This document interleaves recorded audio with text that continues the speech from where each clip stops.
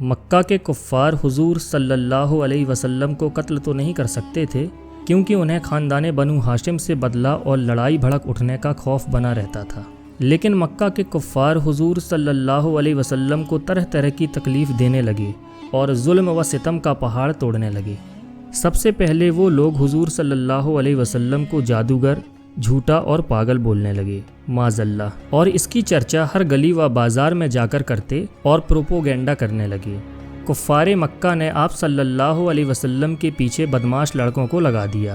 جو راستوں میں آپ پر تانے کستے گالیاں دیتے اور یہ دیوانہ ہے، یہ دیوانہ ہے کا شور مچا مچا کر آپ کے اوپر پتھر پھینکتے۔ کبھی کفار مکہ آپ کے راستے میں کانٹے بچھاتے، کبھی آپ کے جسم مبارک پر گندگی ڈالتے، کبھی آپ کو دھکا دیتے تو کبھی آپ کی مقدس اور نازک گردن میں چادر کا فندہ ڈال کر گلا گھونٹنے کی کوشش کرتے۔ روایت میں آتا ہے کہ ایک مرتبہ آپ صلی اللہ علیہ وسلم حرم کعبہ میں نماز پڑھ رہے تھے کہ ایک پتھر دل کافر عقبہ بن ابی معیط نے آپ کے گلے میں چادر کا فندہ ڈال کر اتنی زور سے کھینچا کہ آپ کا دم گھٹنے لگا۔ یہ منظر دیکھ کر حضرت ابو بکر صدیق رضی اللہ تعالی عنہ بے قرار ہو کر دوڑ کر آئے اور عقبہ بن معیط کو دھکا دے کر ہٹایا اور کہا، کیا تم لوگ ایسے آدمی کو قتل کرنا چاہتے ہو جو یہ کہتا ہے کہ میرا رب اللہ ہے؟ اس دھکا مکی میں حضرت ابو بکر صدیق رضی اللہ تعالی عنہ نے کفار مکہ کو مارا اور کفار سے مار بھی کھائی۔ کفار مکہ آپ صلی اللہ علیہ وسلم کے معجزات اور روحانی طاقت کو دیکھ کر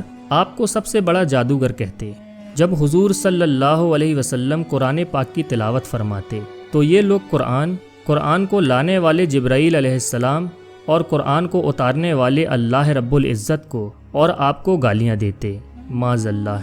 اتنا ہی نہیں، کفار گلی کوچوں میں پہرا بٹھا دیتے کہ قرآن کی آواز کسی کے کان میں نہ پڑنے پائے۔ یہ لوگ تالیاں پیٹتے اور سیٹی بجا بجا کر اس قدر شور و گل مچاتے کہ قرآن کی آواز کسی کو سنائی نہیں دیتی تھی۔ حضور صلی اللہ علیہ وسلم جب کہیں کسی عام مجمع میں یا کفار کے میلوں میں قرآن کی تلاوت پڑھ کر سناتے یا دعوت ایمان کی تقریر فرماتے تو آپ کے چچا ابو لہب آپ کے پیچھے چلا چلا کر کہتا جاتا تھا کہ اے لوگو، یہ میرا بھتیجا جھوٹا ہے، یہ دیوانہ ہو گیا ہے، تم لوگ اس کی کوئی بات نہ سنو، معاذ اللہ۔ ایک مرتبہ حضور صلی اللہ علیہ وسلم بازار میں دعوت اسلام کی تقریر فرمانے کے لیے تشریف لے گئے اور لوگوں کو کلمہ حق کی دعوت دی تو ابو جہل آپ کے اوپر دھول اڑاتے ہوئے جاتا اور کہتا کہ اے لوگو، اس کے دھوکے میں مت آنا، یہ چاہتا ہے کہ تم لوگ لات و عزا کی عبادت چھوڑ دو۔ ایک مرتبہ حضور صلی اللہ علیہ وسلم حرم کعبہ میں نماز پڑھ رہے تھے۔ نماز ہی کی حالت میں ابو جہل نے کہا کہ ہے کوئی جو فلاں کے ذبح کیے ہوئے اونٹ کی اوجھڑی لا کر سجدے کی حالت میں ان کے کندھوں پر رکھ دے۔ یہ سن کر ایک کافر عقبہ بن ابی معیط اٹھا اور اس اوجھڑی کو لا کر حضور صلی اللہ علیہ وسلم کے کندھے مبارک پر رکھ دیا۔ حضور صلی اللہ علیہ وسلم سجدہ میں تھے، اس لیے دیر تک اوجھڑی کندھے اور گردن پر پڑی رہی۔ کفار یہ دیکھ کر ٹھہاکے مار مار کر ہنستے رہے اور مارے ہنسی کے ایک دوسرے پر گر پڑتے۔ آخر کار بی بی فاطمہ، جو ان دنوں ابھی کم عمر لڑکی تھی، آپ آئیں اور ان کافروں کو برا بھلا کہتے ہوئے اس اوجھڑی کو کندھے مبارک سے ہٹا دیا۔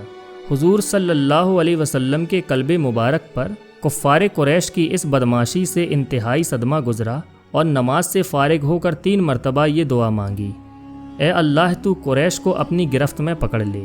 پھر ابو جہل، عتبہ بن ربیعہ، شیبہ بن ربیعہ، ولید بن عتبہ، امیہ بن خلف اور عمارہ بن ولید ان کا نام لے کر دعا مانگی کہ الہی تو ان لوگوں کو اپنی گرفت میں لے لے۔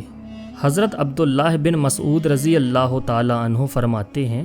کہ خدا کی قسم، میں نے ان سب کافروں کو جنگ بدر کے دن دیکھا کہ ان کی لاشیں زمین پر پڑی ہیں۔ پھر ان سب کفار کی لاشوں کو نہایت ہی ذلت کے ساتھ گھسیٹ کر بدر کے ایک گڈھے میں ڈال دیا گیا۔ حضور صلی اللہ علیہ وسلم نے فرمایا کہ ان گڈھے والوں پر خدا کی لعنت ہے۔